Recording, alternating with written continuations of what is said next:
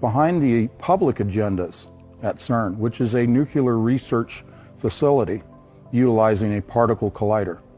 Now, it's in a giant, somewhat circular shape that covers, how many miles is that whole collider? Yeah, as you travel along it, you cover 27 miles. 27 17 miles. kilometers. Well, geographically on the map, it's located on the border between Switzerland and France. It's near Geneva. It's a sovereign state unto itself. What's a sovereign state unto itself? That would be a self-governing body. They are much like the Vatican. So the collider, I never heard this before. The collider is in its own state like the Vatican? And similar to Washington, D.C., the District of Columbia.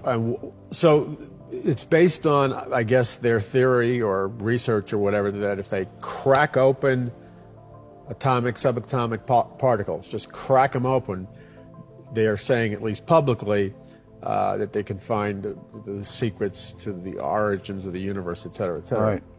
But you say that this is not like speculation. It's from your research, you're saying that behind the scenes, they have a hidden agenda that they're not admitting to the public.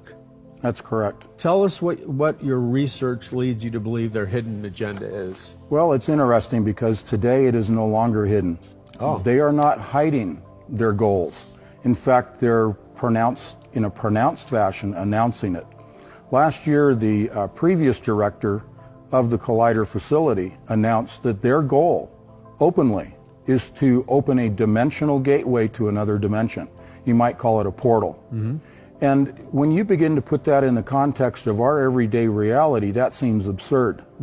And he also made the statement that we don't know what we will find or what may come through from the other side, but we're willing to risk it. This is mind-blowing. So we're not talking even really about your research. We're not talking about speculation. So Anthony, this is not a conspiracy theory. This is the published statement of the former head of CERN, and he's talking about. Did he use the word entity? What word did he use?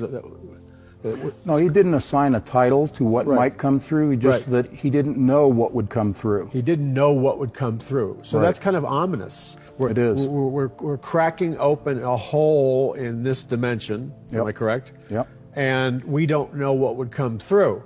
From your research, tell us what you think he was implying, and what has your research revealed about what's really going on? Well, the research has revealed that they're already in communication with the other side, with entities on the other side. Very stop. This is mind-blowing. The research has shown that they're already in communication with what on the other side?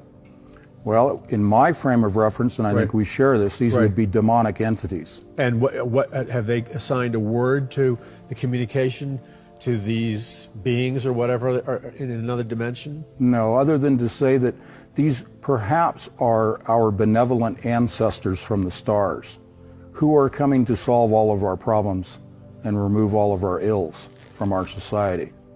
This is so powerful. This is what you're talking about is a paradigm shift that's just about ready to detonate on planet Earth. That's correct. This is going to shake up the faith of many Christians and people of belief and non-belief. It's going to shake their very view of reality to the core. Just like when Darwin's theory of evolution was promoted, it just tore up people's view of reality. You know, God didn't create us. We're evolved animals. I mean, that just ripped up the fabric of the entire sociological, spiritual structure of the planet. The paradigm shift. Right, a paradigm shift. And so we're right. Has the paradigm shift begun, or where are we in terms of that? In the popular culture, it has begun because we're seeing the predictive programming in the mass media. In the films and commercials. Think of it in terms of brainwashing. Right. We are predicting the behavior of humans using human behavior modeling in the computer, using a program, that if we put out this stimuli, we will achieve this type of response in human beings, no matter the culture, no matter where they live. And so this is going to what we're going to talk about in a moment, is the adiabatic quantum computer, which is artificially intelligent. Predictive programming, in essence, is saying if we create this program, a television program, a movie, and we put in images that are violent, we put in images about portals, we talk about aliens being benevolent, then it becomes sort of, in their mind, a self-fulfilling prophecy that people will believe the lie, become victims of that grand deception of predictive programming, and therefore will follow lockstep whatever it is they're being fed, so that you are able to modify their behavior and make them become part of the New World Order and follow the beast system. This science of predictive programming that you were talking about, and it is a science. I mean, this goes back before H.G. Wells, the great science fiction author, and Aldous Huxley, Brave New World. They were employing predictive programming. And the Star Trek series, developed by Gene Roddenberry, as you know, was for the purpose of predictive programming, to promote a UN global government. Right. And now, as you just said, all these science fiction, superhero, technological singularity movies, transhumanism, Transformers, right? Everything from Captain America, it is just embedded with this in the culture. Exactly. And so young people are they're conversant in what you're saying. Yep. But more importantly, what you're saying, these movies like Divergent and The Hunger Games, you know, those movies are embedded with subconscious, subliminal messages. Absolutely. They're not designed to be, in my opinion, just entertainment. They're employing predictive programming. And let's go to the recent television show, Lucifer, how they portray Satan as a debonair ladies' man, British accent. Wow. You know, they're making Lucifer Right. look good. Right. Making So Lucifer look talk good. about programming people Right. into believing a lie. Right. It's right in our face. It's right in our face. Yep. So people being programmed, and we know that the result of this is already measurable. I was doing research the other day, and the fastest growing religion in America is Wicca, which, as you know, is paganism and witchcraft. And number two is Islam. So now, this collider and these beings that they're in communication with. So we're talking about the premier scientists on planet Earth right now, who are actively engaged, according to their own words, communicating with something with a personality, in their own words, from another dimension. The scientists and the technology people, many of them, are under the spiritual delusion or spiritual deception, Right. that they're evolving man into, I guess, a superhuman or a god man. Exactly. Okay. Exactly. Continue. So if they're thinking in terms of what we are doing is for the betterment of mankind, that's the compartmental aspect of their research, the compartmentalization that they work in. Outside, they are cut off from the outside of who's promoting the machine, who's funding it, to what end. So if you were to ask one of those researchers and say, are you guys trying to open a portal and let in demons, and are you trying to terraform the planet for a new race of beings? What have you been smoking? Kind of response. Right. Because they are cut off. We have the opportunity, being removed from that compartment. We do our research, we do our due diligence, but then we clearly see what is really going on. One of the examples, going back to your initial question, the statue of Shiva, the god of destruction, is right there outside the headquarters at CERN. They produced a video last year from CERN called Symmetry, complete satanic rituals. Recently, just a few days ago, there was the opening of the Goddard Tunnel in Switzerland near CERN, purely demonic rituals. Oh, yes, I saw that. Go ahead, sir. It was terrifying. Yeah, absolutely. That video of the demonic rituals of opening the tunnel, and I only had a brief opportunity to look at it. I saw what was going on. It was openly demonic. It was devoted to the worship of Satan. It's in our face. But I didn't. I knew that it was the Goddard Tunnel, but I didn't realize it was connected to the whole CERN thing.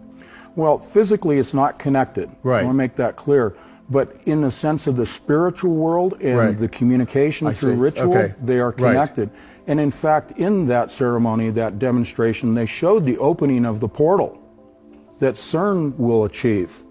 And the tunnel itself represents, in physics, quantum tunneling, which is a communication utilizing an artificially intelligent computer, an adiabatic quantum computer, which runs its computations through another dimension, retrieves that information from another dimension, achieving a solution that we can use in our world. Now that is real. That's not fantasy. That comes right from the manufacturer. Well, let's use the collider for our purposes. Okay. Let's call that evidence. Yeah. It's physical, it's tangible, it's right there in our face. Right. If we accept the symbology they have presented, which is demonic in origin, yes, their statues, their videos, and we take that at face value as definitive evidence to the hidden agenda, right, we can say there's the machine, the most powerful machine, the largest machine ever created in recorded history of mankind. And that is definitive proof that we have a problem. This is a extinction level event, this opening of the portal. If we look at the wars... Did you say extension or extinction? Extinction, I'm sorry. Extinction level, okay. If we look at the wars that are going on right now, imagine if that portal was opened. The key to the bottomless pit is the Large Hadron Collider. If they were to turn that key and open that doorway and we were flooded, the wars would seem insignificant and all the other ills of the planet compared to the opening of this portal. This is why it is imperative, because it's right now today and it's in our face and it's tangible proof. That breaks down our own veil. Okay, so Anthony is telling you in a methodical, rational, logical way that we have evidence. The visual pictures, the videotapes, the published statements of the heads, some of the heads of CERN, and they are saying in their videos and the visuals and the evidence that you're talking about, if you showed it in a courtroom, it would be acceptable evidence of openly demonic worship of Satan and open admission of many of the agendas that you talked about. Now, since this is true, and it is true because you have evidence to back up what you're saying, and when their hidden agendas, when the fruit of their hidden agendas, when these beings start moving through the portal and entering into the earth, I don't think most Christians are ready for the physical manifestation and the supernatural changes that are going to occur in what we call our present reality. Our present reality is about ready to be violently shaken and reshaped. They are already in communication with something that has a personality and has ability to communicate. And the information that they're receiving must be very high-level information, because they're feeding it to laboratories and technologies all across the planet. And what you said, which is so sobering, that video on the internet that captured it was an open satanic worship ceremony, I guess in the Goddard Tunnel. Yes. And I saw it and I was like, my mouth hung open because it was so in your face, Luciferian and satanic. I would say we've probably not seen something that bold in the mainstream media. No, we haven't. In our lifetime. No. And you know, there's been an escalation, and it keeps getting faster and more bold and more prominent. The Illuminati symbols at the Super Bowls and these giant musical performances in stadiums by music superstars and the Olympics. There are in-your-face occult messages and satanic messages and symbols, which tells you there's a very powerful Luciferian elite in this world, very active, and they're not hiding anymore. No, they're not. They've come out. Because they've progressed in their timeline to the point where they feel invulnerable and no longer have to hold back. In fact, they want to be more bold about it so that they can gather themselves more converts to their way. That would make sense. Pull away sense. from us. Yeah, that would make sense, because here in the U.S. we have this rise in the satanic churches. Exactly. Just openly recruiting, evangelizing, which wouldn't have occurred even 5 or 6 years ago. That's correct. Now, we're talking about how the information distributed to the scientists and others is compartmentalized. Yes. So you talk to many of these scientists, and I've talked to some of these scientists, and they have no clue as to what you're talking about. That's correct. And it was obvious to me talking to some of them is that they only have compartmentalized information. Now, you and I would agree that it's kind of Lucifer's organizational structure is pyramidal. Absolutely. With Lucifer on top, and then it's on a need-to-know basis, kind of like a corporation. Sure. Where Lucifer is the CEO, the founder, the chairman of the board. Sure. So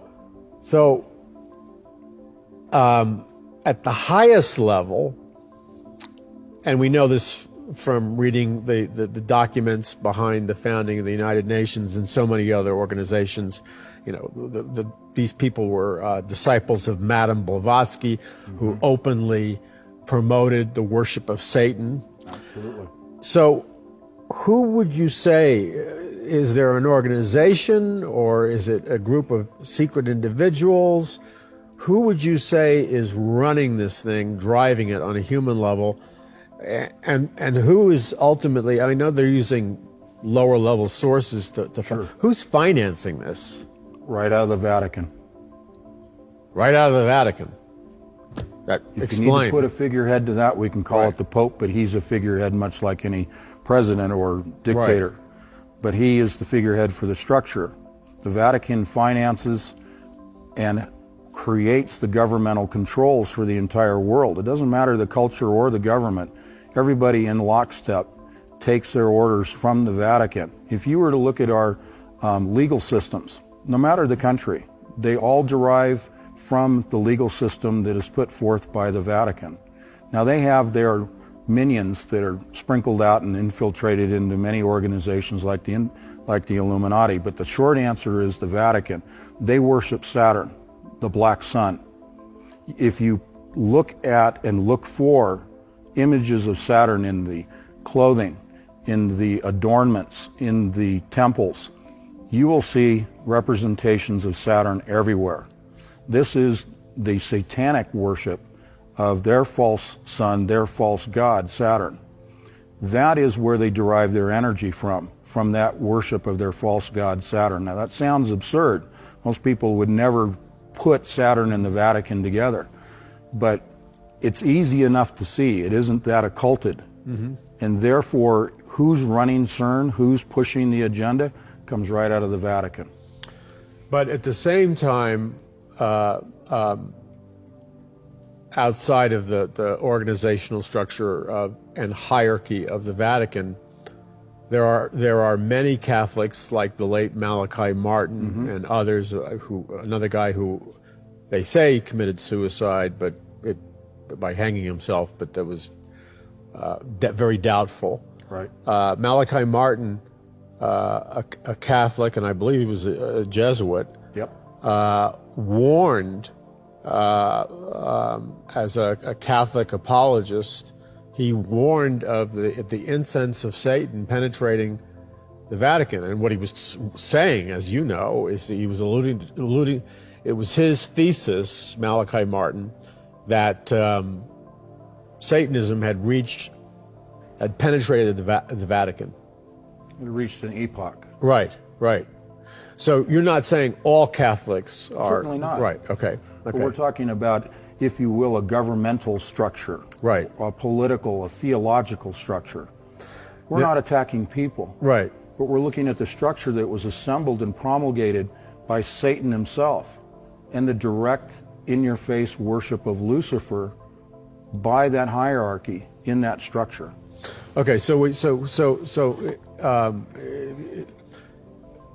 it's interesting to me because I get emails from everybody, and then you have one segment saying it's the Jews who are responsible for all the evils in the world, and Sure. the protocols of the learned elders of Zion, and then some say it's the Vatican, and there's this whirl of confusion. I don't want to totally get into that, but Sure. it is interesting, though, that the Vatican has had a number of spokesmen, and I believe the current Pope recently made a statement, and tell me if you know the statement, alluding to the fact of some kind of extraterrestrial alien visitation. Tell our viewers about that. Well, he's come right out. The short response is that he said that should we be visited or discover or communicate with, quote, aliens, which is a broad stroke term in itself, he would welcome the opportunity, and I'm paraphrasing, to baptize another form of life, aliens. Where is that in the Bible? Right. That's my challenge to him. And there's been a number. I mean, they have as I understand it, some kind of Vatican ambassador. That's not probably the right word. Program for ETs. Sure, and the UN. We have a UN spokesperson for the visitation by aliens. That person, I forget her name at the moment, but she is our world representative. Take me to your leader scenario. And then we have a number, and there's been prominent discussions among a whole series of presidents in the last 20 years where this agenda, this scenario is played out. Ronald Reagan. Right, yeah, Ronald Reagan. Ronald Reagan would be one, and Clinton, and Obama, and a lot of them. Sure. So those are hints. Those are tantalizing little to the masses. Okay, little hints. Yeah. So what do you tie that into the CERN collider, and tell us where you think this agenda is going?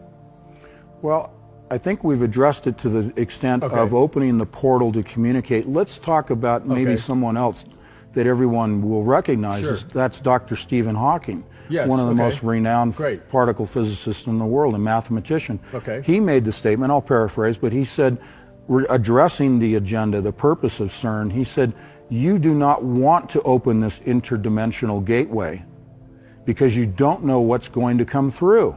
So would he have been? Would you call him a critic of the program? I would, in the sense of their goal of disturbing the fabric of space. Right. Because he said that if we are able to tear the veil, to go to the hadron, the God particle, So the Higgs boson. Oh, yes, right. They allegedly discovered this in the latter part of 2012 and into 2013. He said that if you disturb the Higgs field, which is part of this Higgs boson scenario, you could disturb that enough that you would create vacuums, a vacuum bubble that would envelop at the speed of light, not only this planet, but in the entire universe. Now, this is coming from an eminent scientist, mainstream scientist who's saying this. Who's an atheist. He's an atheist. Right. Now, that hasn't happened and hasn't played out yet since the discovery of the Higgs boson, and I apologize for the lapse, but what he is addressing is this rift, this opening of this portal, this interdimensional gateway, because he recognizes that there are entities on the other side that should not be in our realm, that barrier needs to be maintained. Wait. Stephen Hawking recognizes that there are entities? Yes. And did he use the word entities or a similar word? He uses unknown energies. Unknown energies. Right. But he's referring to entities. In our parlance. Okay, in our parlance. So he's concerned about unwanted visitors. Yep. A home invasion, if you will. Sure. From another dimension by entities. That's correct. He's not the only one that's raised that issue. Okay. Not necessarily vacuum bubbles, but this communication and this opening. So there are enough atheist-oriented scientists out there who've been suppressed, but you can find their statements on the internet. This isn't conspiracy theorist origin. And as you know, because we discussed it earlier, Dr. Robert Oppenheimer, I guess the father of the Manhattan Project. Right. That decision was made at the Bohemian Grove. Yes. Heavily occultic society near San Francisco. The same statue of the same Hindu god, Shiva, the destroyer of worlds, was there during the Manhattan Project. Yes. And that he knew that they were going to crack open something. Yeah. He's a practicing Hindu. He was a I practicing didn't know Hindu. that. Okay. And now here we fast forward to the Hadron Collider, and as you said, and I've seen the picture, and if you're a doubter, you can see the picture. It's everywhere. That same Hindu god, you know, she's doing this weird dance. I believe it's Shiva. It is Shiva, the god of destroyer, and then the leveling of the playing field, the wiping clean of the slate, Right. and then the rebirthing. That's Right. the three-step process that she's a duality, That's right, represents, right. and that speaks to the movement of transhumanism we see today. Right. But also the geometry of the statue is replicated in the machine itself in the form of the geometric configuration of the detectors that are analyzing the particles when they collide. Wow. So the geometry is there, which speaks to sacred geometry and numerology that's employed here as well. Now, let me underscore real quick. Yeah. Not my belief, their belief. And I assign it to the world of mythology. Okay. I don't find this in Scripture. Okay. But we do see their practice of their worship of the black sun. Yes. You mentioned the Nazis sort of offhand there. The Vril force. Exactly, the Right. Vril society. So Right. when we look at the hidden agenda, we have to look at Saturn and the worship of Saturn, again, the Vatican, but we can put it to the science now. And they believe that with the Large Hadron Collider, they can reconnect electrically in a more profound fashion than exists electrically now with Saturn. All the planets, everything communicates electrically already in the electric model of the universe. But they want to establish a profound plasma conduit, I call it, A plasma conduit, okay. between Earth and Saturn, because they believe they can tap into both spiritual and physical energy from Right. that planet for their use here on this planet, and From it all Saturn. plays in Saturn. Right. This is not esoteric stuff. This is the new normal. Correct. You know. It is. Anybody goes to the movies, the kids are saturated with this. Yep. Stanley Kubrick, as you know, was secretly trying to communicate this stuff about the Saturn satanic cult in his films, especially 2001: A Space Odyssey. Absolutely. That was a reference to the planet Saturn. Yes. And these black obelisks and alchemical magic, and he was involved in you know, I don't know if you can say good Freemasons, bad Freemasons, but he was obviously involved in some kind of occultic belief system. Yes. But he was very much opposed to this Saturn death cult, as he called it, and he tried to communicate it through symbols and language in his movies. Yes, he did. So, I mean, this may sound like science fiction to you, but it's not science fiction. You know, it would have sounded like science fiction to have a cell phone and an automobile and a jet 200 years ago. Sure. But the world changed. It's now normal. There's so many important things, and now you know, people say, oh, this is New Age and whatever. Well, that's nonsensical. That's like saying your cell phone's New Age. Yeah. You know what I'm True. saying? True. You're talking about science and technology, and your study of the Bible and your understanding of theology. You then draw in from a biblical worldview an analysis from a biblical worldview of what's going on based on the documented statements of these people. Correct. Which matches up, for example, with the Apostle Paul in Ephesians. For our fight is not against flesh and blood, but against principalities, powers, and the dark unseen forces of wickedness in heavenly places. So this hierarchy of beings that Hawking alluded to, and the other director of the Hadron Collider, it's not non-biblical. It's not New Age. It's Correct. simply an integration of technology and science, and that's not New Age. That's what I don't think a lot of people get the fact that science has merged with the New Age movement and the occult. I think that if people will accept the fact that you can go to the internet and you can see the documentation of what I've already described, that's evidence that you could take to someone who perhaps hasn't been saved and use that as leverage, as inducement, as a way to get them to begin to think critically for themselves. Something that a lot of us have lost because of environmental, because of culture, because of education system, the indoctrination process, as we've talked about, have lost that critical analytical process. Yeah, right. That critical thinking skill. It's a skill set. Right.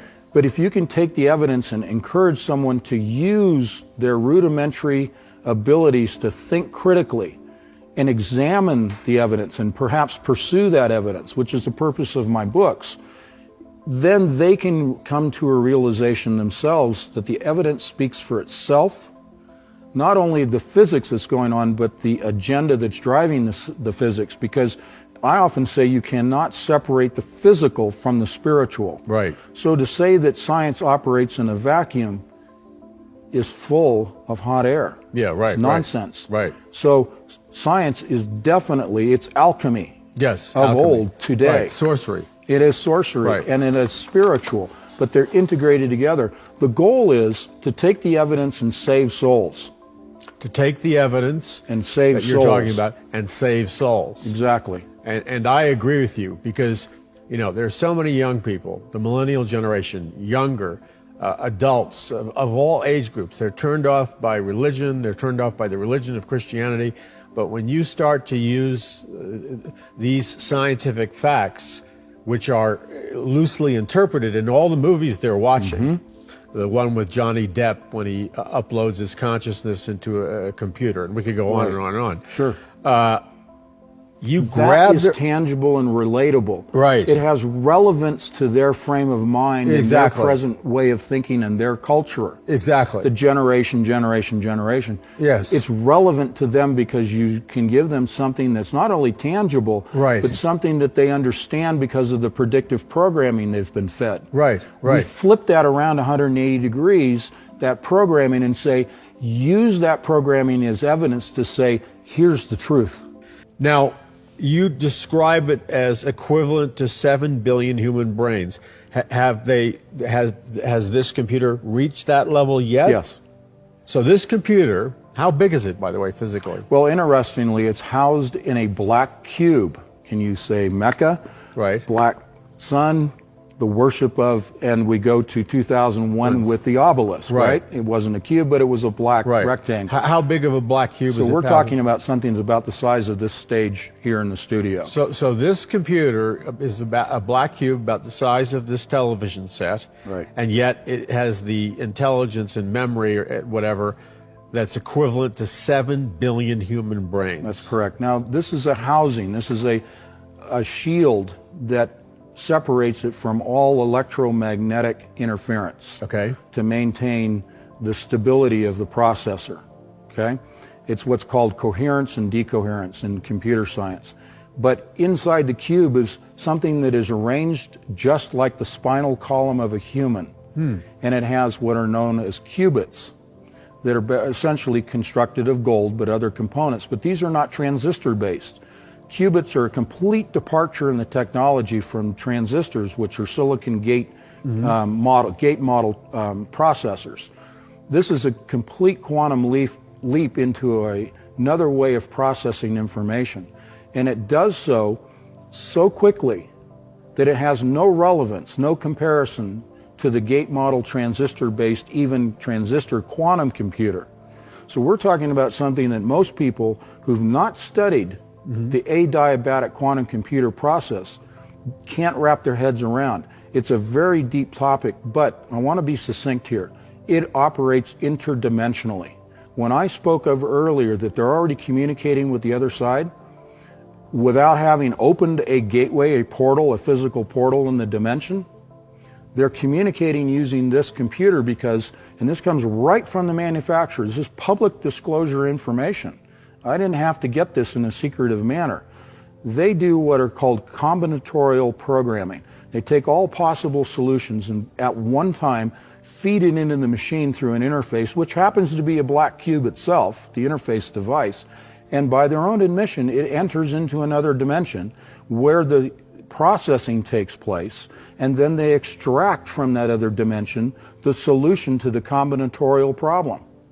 That is communication with an actual physical tool to another dimension. Now, when it's communicating to another dimension, is it communicating to a consciousness or an intelligence in another dimension? Yes. It is? Yes. Because it happens definitively, repeatedly, measurably. They're able to do this consistently. There was a lot of doubt in the transistor-based world of quantum computing that the company that put this quantum or qubit-based processor together, that they really were achieving any definitive answers and that were reliable and coherent, okay, that were stable. But they have proven over and over again. Let me give you one example of who's purchasing Google. The first model was purchased by Lockheed and USC with an open public computer laboratory that the public can access with their first model, and it has advanced through 512 model, for example, were two of which were purchased by Google a few years ago. They now have the 2048. The 2048 represents the number of qubits. That is connected to the Large Hadron Collider for the purpose of opening the portal and maintaining the stability of it. Okay, so when you say this computer is connected to the Large Hadron Collider, it somehow is electronically or something connected to? It's no different than our computer networking setups. So it's networked into the Large Hadron Collider. That's correct. So we have literally, it's like, reminds me of 2001: A Space Odyssey. There's the ape. HAL 9000. Yeah, and then there's the ape and the obelisk, and then POW. Sure, sure. But it would seem to me that with this level of 7 billion human brains of intelligence, and this is the beast system. Yeah, the beast system. It seems to me that it is already, well, it's already artificially intelligent. Absolutely. But it must be self-advancing itself. Yes. So it's moving towards a singularity where its intelligence surpasses man. Mm-hmm. Do you That's think correct. it's already on the way to that? It is. That is the goal. The question often arises, is it yet sentient? Is it self-aware? I don't believe it is. Okay. And I base that only on the evidence that I look at, not conjecture or speculation. So I don't think it has. So tell us how, in a biblical sense, this connects with the beast system in the book of Revelation. Well, the beast system we hear of, if you don't accept the mark of the beast, then no man can buy or sell. All of that control mechanism. How do you control over 7 billion people? Right. You have a computer that's equivalent to 7 billion people. That's why I cite that, coming from the manufacturer's own citation. Okay? So I'm just repeating their information, but the point is, you have to have a sophisticated system to be able to control not just the movement of people and the movement of goods and transactions and governments, but the minds of people. You're creating a serf class of human beings. Right. When you accept the mark of the beast, you lose all awareness that you have even been modified. You don't even know that you've been changed. So your memory's erased, like some of the sci-fi movies. Well, in the sense of your own self-awareness, your own knowledge of your soul. Okay, so when you take the biblical mark of the beast, which is technology, it's deeper than it goes to the DNA. It goes to, tell us how it goes to the DNA. Okay.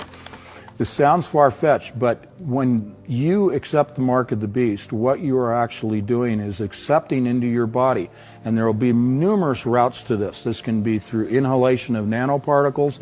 This can be the acceptance of a vaccine for you and your children and your loved ones. Once it's introduced into the body by any route, it then is a modifier to the DNA. I call it the third strand of DNA. We have a double helix. This is going to be a triple helix. This is an artificial construct that can be digitally imparted with information and then controlled from an external source. That control mechanism, the linkage, comes through the electromagnetic connection. We can call it microwaves or whatever, or ELF, extremely low frequency, be it whatever frequency. But that is the link to humans from that computer, and that is the beast system that controls us through our DNA, which has been modified, and then it changes our thought processes. It rewires our synapses in our own mind. Right. Because our brains are constructed from our DNA. Right. You modify the core, you modify the brain.